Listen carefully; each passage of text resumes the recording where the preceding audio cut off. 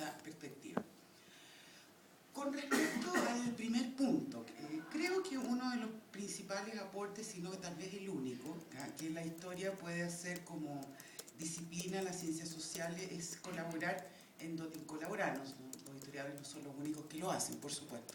pero es colaborar en dotar en un sentido de profundidad, de una manera en un sentido temporal, a las problematizaciones y a los debates académicos o políticos del presente. Eso desde dos perspectivas básicas. Primero, revelar el carácter histórico, claro, y cultural de fenómenos que son a veces considerados de otra manera como naturales. O sea, es así, siempre ha sido así, por lo tanto, es casi parte de la naturaleza humana, cuando no necesariamente lo ha sido, o en algo que aquí nos interesa más, o en cuestionar y poner en una perspectiva crítica la supuesta novedad de fenómenos considerados como recientes, cuando a menudo tienen una larga historia, precisamente una historia de construcción en sociedades específicas. De las cosas que hemos visto acá en este seminario, por ejemplo, las lógicas de la clase media como un grupo de esfuerzo, de la clase media ilustrada, están presentes desde larga data en los discursos de clase media. Se pueden, como bien ha hecho Mayari, definir algunos hitos específicos en que algo tomó más importante, pero han estado permanentemente apareciendo o desapareciendo, o como está indicado también en la presentación de Nicole, el temor a la desaparición, que suele aparecer constantemente en las crisis económicas. La clase media va a desaparecer, ya no vamos a ser lo que somos o lo que fuimos. Vamos a vivir en un mundo en que solo habrá ricos y pobres, y no habrá clase media, lo cual es connotado negativamente. Entonces, en dicho sentido, yo creo que la historia puede hacer una contribución significativa al estudio de las clases medias a partir de la reflexión tanto de los métodos como de las fuentes que se han utilizado para construir este proceso de su desarrollo y de su diversidad y sus estrategias de diferenciación con otros grupos sociales, especialmente con los sectores populares, que es a lo que me quiero referir, y esto sin negar, por supuesto, fenómenos estructurales que han sido parte sustancial de sus orígenes, que son bien conocidos, como la expansión del Estado, el crecimiento de las ciudades, etcétera. Creo que de todas maneras queda por investigar de manera más acuciosa y preguntarnos por qué tenemos las clases medias que tenemos, cómo han sido definidas y cómo se perciben, a qué modelos han recurrido, por qué y cómo determinadas instalaciones sobre la clase media han sido más exitosas que otras, y hasta qué punto esas interpretaciones son correctas, y creo que es un camino que está escasamente explorado en la actualidad. En aras del tiempo de la presentación, y sabiendo que tengo que ceñirme un tiempo específico del hablar, quiero referirme, pensé cómo tomar un ejemplo en específico, porque si no esto podría alargarse mucho. Creo que un buen ejemplo de estas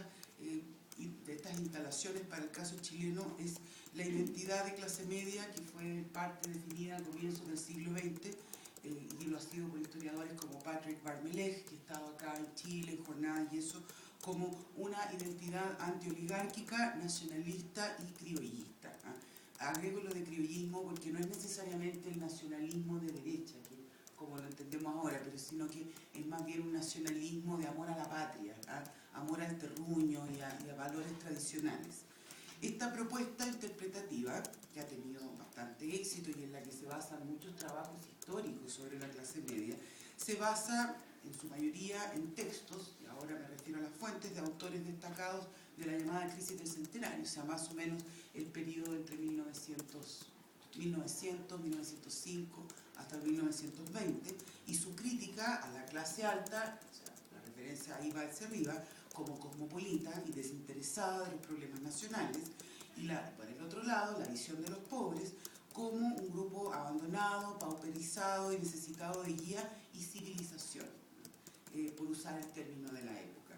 Dicha lectura de la sociedad chilena y por lo tanto de los grupos medios, que estaríamos divididos así como en tres, fue abrazada por numerosos grupos políticos, partidistas, o sea, de partidos políticos, sindicalistas y otros intelectuales, y la clase media quedó entonces definida como un poco la clase esperanza. Eso tiene conexiones con lo que expuso Mayari sobre la clase ilustrada, capacitada más que los sectores pobres para defender los intereses de la mayoría, a diferencia de la clase alta, a quien eso no le importa, digamos, según esta interpretación, y oponerse, por lo tanto, a estas élites derrochadoras y desinteresadas en el destino de su pueblo. La verdad, lo que han hecho historiadores más asumir ese discurso que ya estaba instalado en la política nacional y recurrir a sus mismas fuentes. O sea, recurren generalmente al hablar de ese periodo entre el centenario y los años 30, a los mismos autores. Sinceridad, 1910, el doctor Valdés Canje, Francisco Antonio Encina, Nuestra inferioridad económica, etcétera, etcétera. Allí la lista es larga. Pero sabemos, claro, que no todas las clases medias, ni todos los grupos identificados con ella, han respondido a esas características. Por lo tanto, pienso que vale la pena revisitar a partir de qué fuentes y documentos se construyó esa interpretación y cómo dejó fuera de sus propuestas y sus análisis aquello que de una forma u otra no calzaba con la hipótesis y que han sido, entre comillas, ruidos permanentes en los estereotipos de las clases medias. Su tendencia, por ejemplo, al consumo conspicuo, por hablar en términos del consumo, que me parece una vertiente importante que ha sido desarrollada también por los investigadores más en los últimos 20 años, creo 15 años en el caso chileno. Su admiración por las clases altas, o sea, la idea de una clase media revista o ciútica, que viene del término repiciútico, que terminó en reciútico y después terminó en ciútico, digamos, como lo usamos hasta la actualidad. La tendencia, que es algo bastante más complejo y creo que interesante en términos de la diferenciación con los sectores populares, claro, a recurrir a modelos campesinos y modelos indígenas como fundamentos de la nacionalidad, pero en una suerte de poética del origen, más bien, no del reconocimiento del mestizaje como una realidad concreta y cotidiana. Es decir, y eso todos ustedes lo podrán reconocer en el discurso nacionalista clásico chileno, la referencia heroica al pueblo araucano, ¿no? Pero como algo que ha ocurrido, que está en el pasado, no como a los mapuches reales y contemporáneos que viven en la ciudad. Claro, la referencia al mundo campesino como una especie de Arcadia, de mundo romántico, donde se vive de manera ideal, que va a ser fuertemente destruida, sobre todo con los procesos de reforma agraria y sindicalización campesina, pero antes de eso tenemos todo un criollismo que es una creación urbana y de intelectuales generalmente urbanos que construyen un campo ideal que estaría en las fuentes de nuestra identidad, con la trilla, con el guaso, con la china, digamos, claro, y que tendrían todas las virtudes de honestidad, de vida sencilla, que no existirían en la ciudad. Por supuesto, esto no es una creación solamente chilena, es algo que se extiende en el mundo occidental, la nostalgia por el campo perdido, que es más bien un campo inventado, que en Argentina se puede homologar a la creación intelectual de la Pampa, ¿no? Con Martín Fierro y todo eso, o sea, son intelectuales, son poetas de la ciudad quienes construyen esta Pampa heroica que además siempre estaría desapareciendo también, es como la clase media, hay constantes históricas, o sea, siempre este mundo campesino está a punto de desaparecer, es lo último que queda, aquello que estamos viendo, así como las clases medias están en riesgo de diluirse, no en los sectores más ricos, sino en la pobreza, así como nuestros valores, porque nuestros valores tradicionales siempre están amenazados, tal como la clase alta siempre tuvo un periodo en el pasado en que fue constructora de la nación y del país, no como ahora, digamos, que ha degenerado y es gastadora y derrochadora. Y ese discurso lo encontramos en Chile en 1830, en 1850, en 1920, en 1960. Permanentemente la clase alta está a punto de caer, y ella misma se autocritica. Bueno, algo parecido pasa también con los sectores medios, pero volviendo a esto de este no reconocimiento, digamos, de estas realidades cotidianas, sino como una retórica, una poética del pasado, eso está bien presente en esta construcción que hace y que se hace desde los sectores medios intelectuales.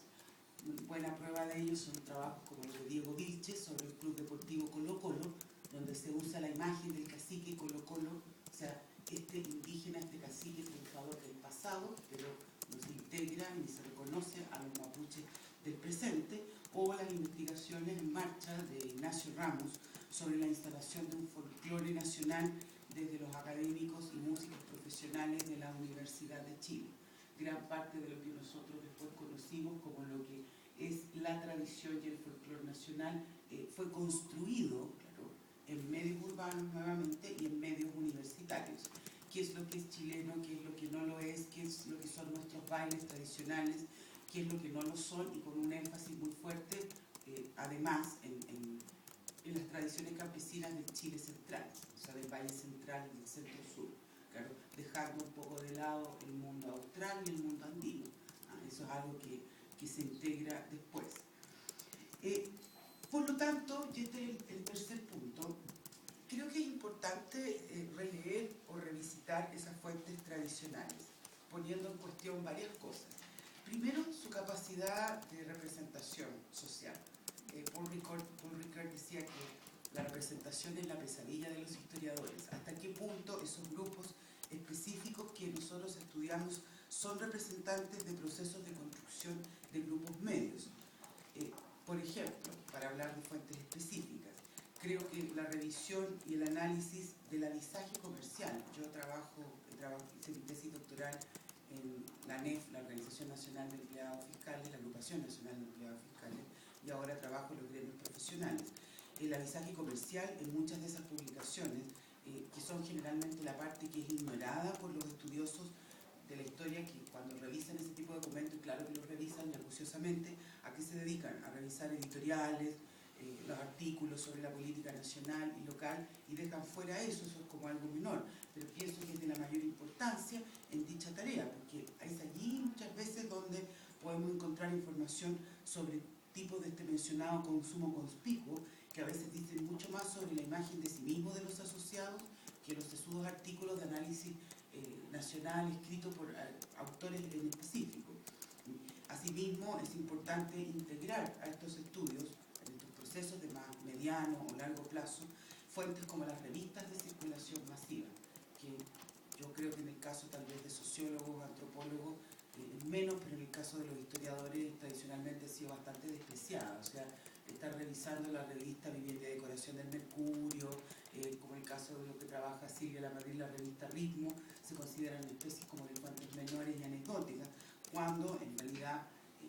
si de alguna manera vamos a lograr abordar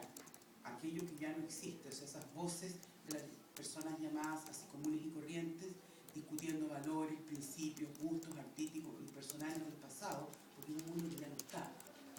ya desapareció, o lo abordamos con los testimonios de gente mayor, que sabemos que pronto no va a estar tan bien, o vamos allí para saber qué se discutía, qué se hablaba, no solamente en los círculos académicos o las élites políticas, sino en el mundo de la vida, digamos, común y corriente, para abordar precisamente el tono de la vida. Y en el fondo, y con esto quiero cerrar, lo que quiero enfatizar es que a menudo tanto historiadores como cientistas sociales siguen enfocando su trabajo en las manifestaciones más conflictivas o más visibles de los grupos sociales, que además pertenecen a los grupos organizados y críticos dentro de esos grupos sociales más amplios, asumiendo, a veces implícita o explícitamente, que representan al conjunto del grupo, sin abordar la peliaguda pregunta, como decía antes, de cuál es su nivel de representatividad a un nivel más amplio. Con respecto a los sectores populares, y allí haciendo un paralelo, vale la pena mencionar los estudios recientes de Rolando Álvarez y Verónica Valdivia, Ortiz de Zárate, sobre los sectores populares de Santiago durante la dictadura, que han venido a develar una verdad que para cierta historiografía de izquierda, con la que yo en parte también me reconozco y me relaciono directamente, es una verdad incómoda para quienes construyeron esta imagen heroica también de los pobladores alzados contra el dictador, en el sentido de que han estudiado la llamada alcaldización de la política